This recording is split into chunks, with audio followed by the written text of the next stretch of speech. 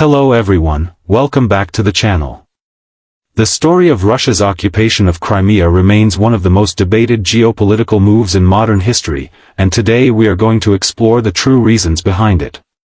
Many narratives have been presented over the years, but understanding why Crimea was taken requires breaking it down much like a detailed review.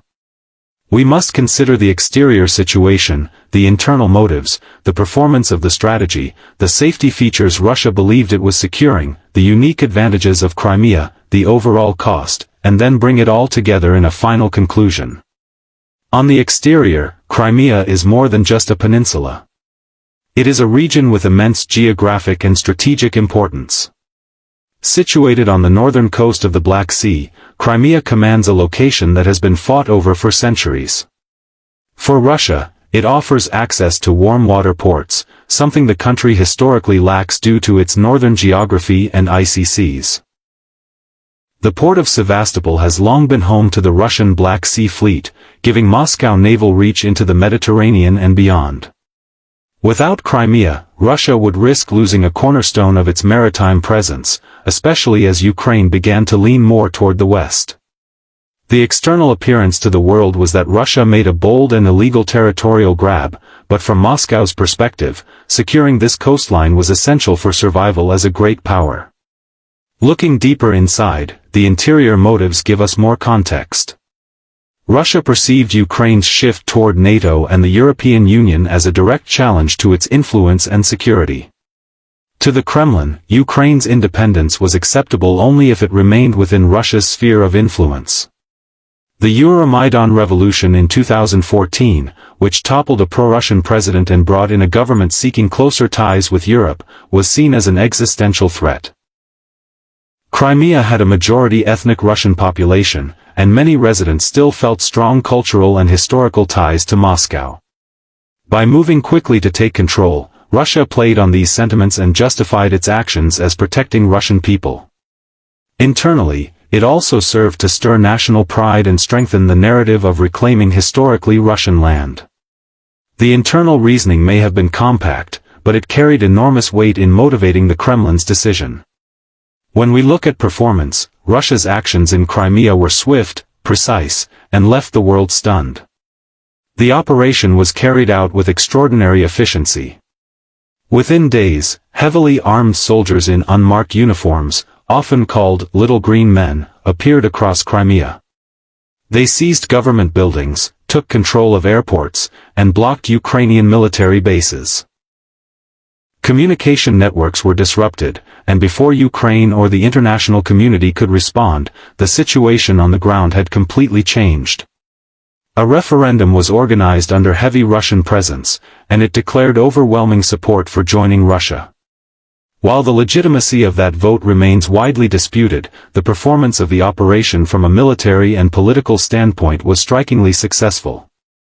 Russia managed to redraw borders without firing large-scale battles, showing its ability to use speed and confusion as powerful weapons.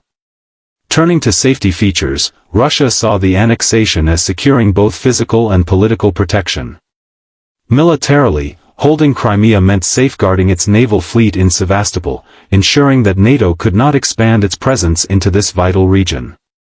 It created a buffer zone, reducing the likelihood of Western military infrastructure directly threatening Russia's southern flank. Politically, the move was framed domestically as a defensive act of protecting Russian citizens and history. This provided the leadership in Moscow with a powerful narrative that boosted Vladimir Putin's popularity at home. At a time when protests and opposition were growing, Crimea became a rallying point, presenting Russia as standing tall against Western pressure. In this sense, the safety features were not just about defense against outside threats but also about insulating the government against internal dissent. Exploring Crimea's unique selling points gives even more clarity. Beyond the obvious military significance, Crimea is rich in resources and cultural value. The Black Sea is believed to have untapped oil and gas reserves offshore, making it a valuable energy asset. The peninsula's climate and natural beauty have long made it a destination for tourism, and its cultural landmarks hold symbolic significance in Russian history. From the perspective of Russia's leadership, regaining Crimea was not just about securing a naval port but also about acquiring a region with economic potential and cultural prestige. In the eyes of the Russian public, Crimea was portrayed as a jewel unjustly given away during the Soviet Union's collapse and now finally restored. This narrative turned Crimea into more than just territory. It became a symbol of Russia's resurgence as a global power. However, every action carries a price, and the cost of occupying Crimea has been immense.